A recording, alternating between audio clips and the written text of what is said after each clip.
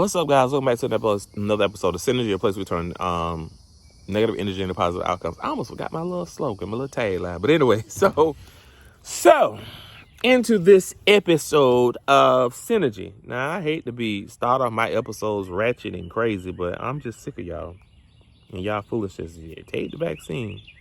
That's like telling somebody to go back to where they come from. Don't do that. Y'all better leave these people alone. All right, so the City of Alachua. It's called Arbors of Marewood. Site plan to redevelop 17 existing single-family dwellings into a 40-unit multiple-family development, community garden, and picnic pavilion with associated site improvements. I'm going to show you guys like a clip while I'm doing this of the actual area of Marewood so you guys can see it. While I'm talking about this. So the site was approved. The site plan was, I guess it was approved. Yeah, it was approved on February the 9th of 2021. So the plan is to move, the plan is to move demolish 17 homes. And it's going to put 17 officials out of, and you'll see the images up on the screen. It's going to put 17 residents out of their homes. Now, the issue with that is this, and that is they're building a senior citizen, a 40 units, tearing down 17 apartments, building a 40 unit senior citizen, what is that? Senior citizen condos or something like that, which if you look at the Alachua census place, the population and all of this other good stuff is on here. I want you to take a look at the median age group for the city of Alachua, and it's 37.5. So why do we need a 40 unit senior citizen facility or homes when the median age is 37.5, meaning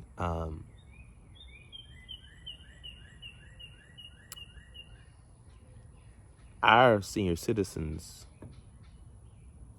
live in a house, and and I think about it, say, our senior citizens have their own places, they have their own houses, they have their own residence and stuff like that. And if they do, these people are content.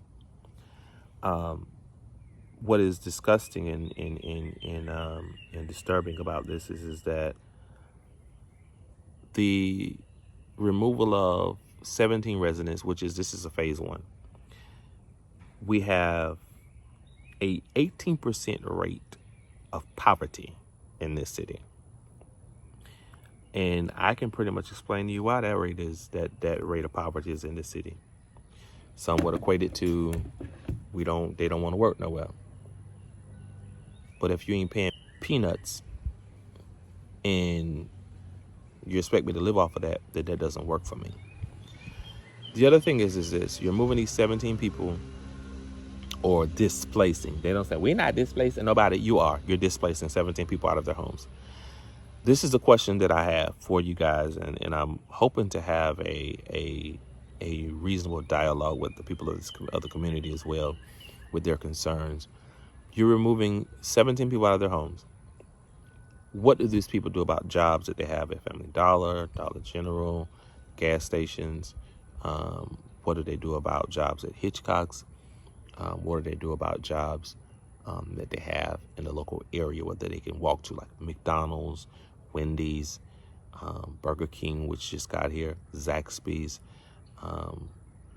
We got other gas stations. We got Publix. We have the restaurants, Mexican restaurant, Conestogas. So you're impacting not only a head count at a business, you're also forcing them to have to rehire some more people. And you're making someone else get back into the job market to have to search for another job. The other thing is, what do we do for the mental health for the children? That we are disrupting their environment where they grew up, where they grew up in their village. And what I mean by village, to the minority culture, we always say it takes a village to raise a child, and it does among our culture. Everyone has a hand in raising you as a kid. So what do you do when you disrupt the village for this kid? How do you help them when it comes to their behavior begin to start turning for worse, when they don't have that foundation, when you're ripping them away from solid foundations, solid communities? What do you do for these individuals? The other thing is this: what are you going to compensate them? How much in dollar form, and what is it going to cover? It's going to cover relocation, rental of U-Hauls. It's going to pay for rent, light deposit, phone deposit, cable deposit. It's going to pay for their food that they have to possibly lose in the middle of a transition. What are you going to do to compensate these people for what you're getting ready to do to their lives? You're getting ready to uproot 17 people. And a lot of people say, well, why does it matter? It matters because these are human beings who have been in this community for a very long time. I grew up with these people. I may not have ever lived in the Pokemon projects, but I grew up there. I played with friends up there. I met some of the good people up there. I spent time at people's houses up there. I can tell you where somebody used to stay at and live at. I remember where the annex was. So when you look at this community and you talk about, talk about tearing down 70 homes, why? Why are you putting senior citizens, first of all, in this area? This is what I don't get. You're putting a 40-unit senior citizen development in this area where frequent gunshots go in people's houses. So you really just going to put senior citizens in harm's way, right? That's what you're doing. You guys didn't think this out.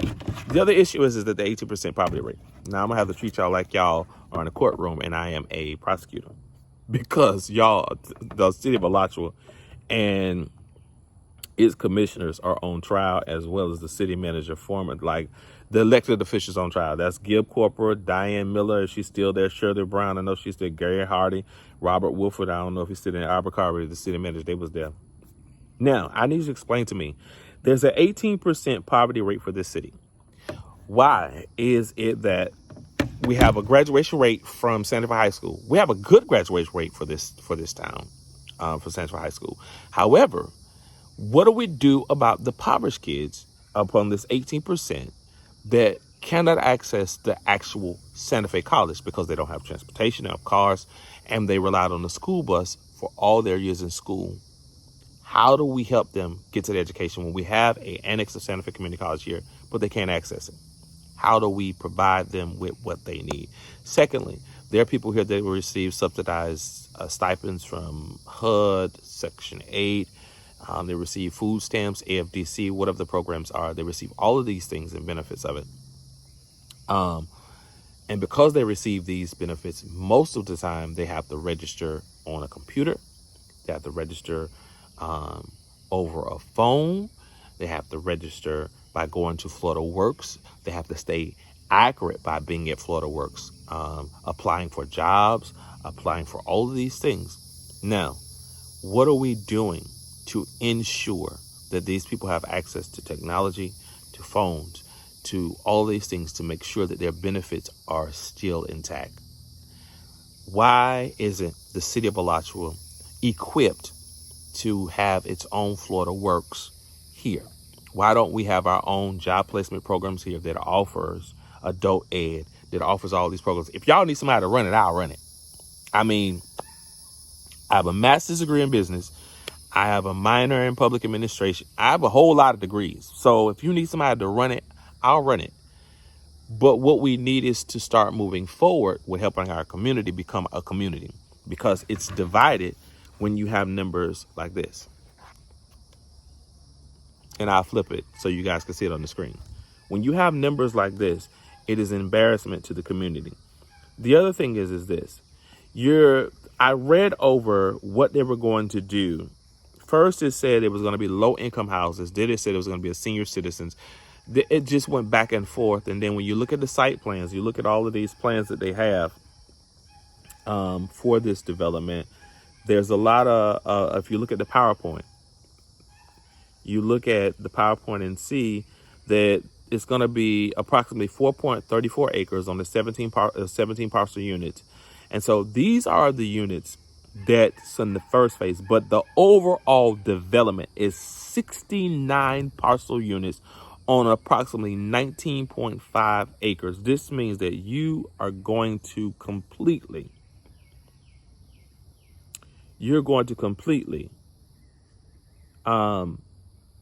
wipe this out.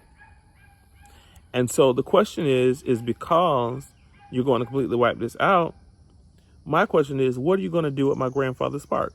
What happens to Criswell Park? Because according to this map here, and I'll show you in a screenshot, according to this map here that I'm looking at, a part of your development runs right across my grandfather's park. So explain to me, what is it that's going to happen to my grandfather's park? Because if your development just begins there and it continues, so you're going to remove the removal of 17 residential units, replacement with 40 residential units, senior living facility. Development will include approximately 62,000 square feet of 3-story, 40-unit buildings. Why are you putting senior citizens upstairs and downstairs? And I'm pretty sure you may have a garage. The other thing is that you have community gardens, picnics, picnic pavilion, and green space, landscape buffer, and an increased building setbacks, landscape stormwater facilities, and on-site parking. Is this going to be accessible to the community? Or do you have to live in this area to access these particular goodies? The other thing is this, once again, after you do the restructuring of everything, where's the parking lot going to be? Where's your parking lot going to be? The proposed stormwater, the setbacks, where's the parking lot? I see the setbacks, and so I'm looking at where the parking lot. On-site parking, where's your parking lot? And what is going to, between that road and that road going to 235, what is going to be reduced in that area? What happens to Criswell Park? Does it go untouched? Does it be reduced? The other question is it getting any more improvements? Are you putting bathrooms in the park? Are you putting fresh water in the park? These are the things that we want to ask you and want to be concerned about. Now, the other thing is, how much money are you going to provide for these people who are part of the impoverished level? Remember, the impoverished level in this community, in this area, is going to be a poverty level of 18%. So because that would be considered part of the 18% because it's low income, how are you going to compensate them? And do not tell me that you're going to give these people $800 to compensate them. $800 is no money. Now, $8,000 is some money. $8,000 is some money. So if you're going to provide them with a stipend or an income or ability to move, because you're not moving a box. $800, that's the living room, and not even the living room. So you're moving an entire house. And because you're moving an entire house, you have to pay people to move an entire house. So $800 does not cut it. So budget revamping needs to be considered. And if you're going to move these people, I suggest that you select one of the apartments here, which is Alachua apartment, and or you move them to, what is that? The other Maud Lewis area. You can move them over there if there's availability. If there's no availability, I suggest that you put a stay on this project. Because if you move these people out of their project, out of their homes, not only is it unjust, it's foolishness. Why would you uproot these people out of their home and compensate them pennies on a peanut? So give these people what they're worth. Stop using the money that's allocated to the city in the public administration budget. Because everybody don't know how to read it. But because I majored in public administration. Passed the class pretty good, if I say myself. So stop using this money in the budget that the city gets, in the FISA budget, the fiscal year budget. They say FY budget, the budget, fiscal year budget, known as the FISA physical, where we use the FISA when we deal with public administration. So stop using money, government money, and not have a structured plan for your citizens, a structured plan for your people. And I don't see how stakeholders can think that this is going to benefit that. Yeah, they do. Y'all going to benefit. It's going to benefit your pockets from this. You can try to whitewash everything you want to. And this goes to every commissioner. I don't care if you black, brown, green, or purple. You need to reconvene a meeting. You need to hold a town hall meeting at Criswell Park and invite every resident. I don't want you to have the people from Marywood just talking, but I want you to answer the questions to these people. What is my city going to do for me? How is my city going to stand up and protect my rights as a renter, as anyone who's living in a place that is being displaced? How is my city going to fight for me to get the best dollar amount so that I can keep surviving and thriving? You need to have a town hall meeting with these people. You need to actually sit down and discuss with these individuals and let them ask you questions, provide answers to them in a dialogue or a language that they understand. But I understand that they're in this place because their city has failed them, and they'll continue to fail them. This is why we don't have Walmarts and large stores here, because y'all want to keep making people work at Hitchcock's, where Hitchcock's don't pay no money with that salted chicken. We've got to do better. You've got to do better. Hitchcock is not the backbone of this community. It's been here too long. We need more and better infrastructure here. We need more businesses here. We need more jobs here. This is a city. Get over it. It is time to modernize. And if you can't modernize, you old people that's in there, you ain't going to live forever. I'm telling you right now. And where you will not do it, somebody my age, if not younger, is going to modernize this city. And before you know it, we're going to have high rises and whatever else they can put here to bring this city to life, because it is dying and it's drying up. There's nothing for our youth to do. Intramural sports is not for everybody. There has to be something to keep the people busy. There has to be something for the youth. Yes, we have a senior citizen building. COVID came in, that slowed down. So we can't do it no more. Why we ain't outside doing stuff? Huh? So what are you going to do for your people? You've been voted in. You keep voting in all these pink people. What are you going to do for your people? Huh? What are you going to do for them? I am a descendant, y'all, of Gerald Criswell. That is my grandfather. He made moves. I can go to the city and pull his legislative history and show you my grandfather was a man for the people. He was concerned about the people. And because he was concerned and passionate about the people, I have seen many of y'all come in there and argue like it is your dollar, like it is your money, and you're speaking for a majority of people, and you're not doing anything to help these people. It's a sad thing that I live in the county, but I cannot run for a political office, because the thing is this: the city council has failed and will continue to fail these people of this city over and over again. And the reason why they'll continue to fail them is because they want things their own way. You cannot have it your own way. You cannot have a city that thrives off of the tax dollars of individuals. You're paid out of our taxes. Your money ain't just coming from some treasury in the wind. It's paid out of our tax dollars.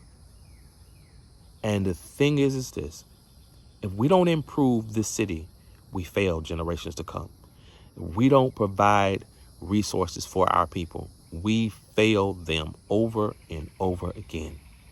And if you want this city to remain in the 18%, and if it does not change, it will be 20, then 30, then 40.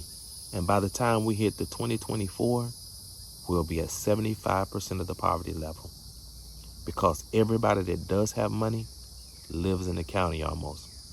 There's some people with money in the city limits, but you don't realize that if you do not change the access to needs and education and programs in your city, your citizens should not have to get up and go to Gainesville to get things done for their life. They shouldn't have to beg people for rides to Gainesville to get stuff done. Why is this town so behind? Why is this city so late and delayed? Why? I'll tell you why.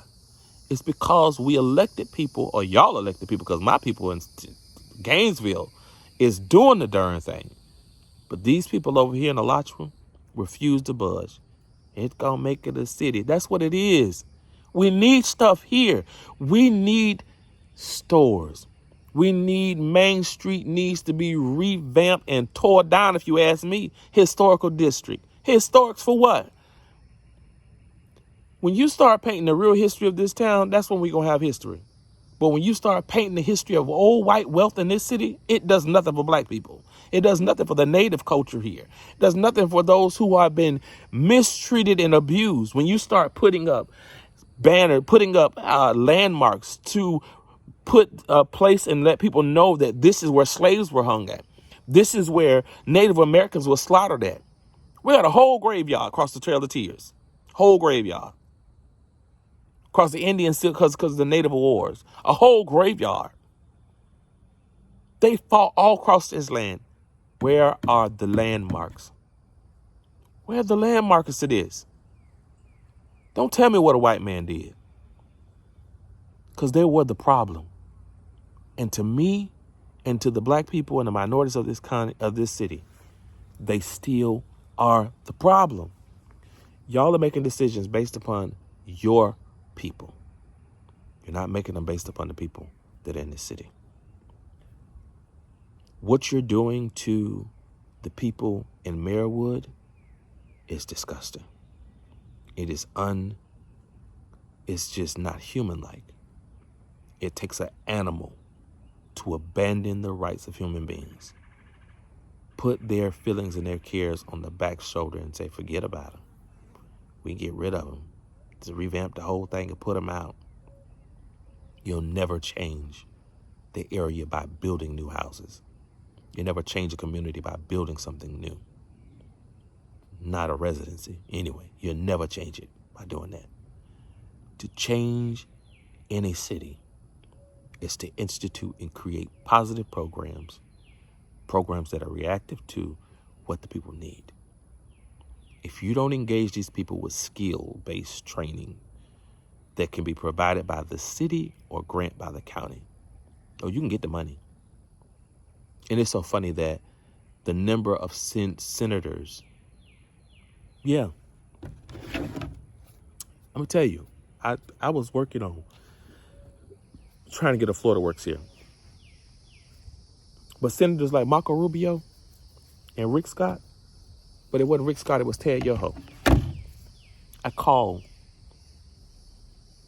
trying to find out, hey, how do we get grants and how do we get access to finances to get a Florida Works here, to get a program started.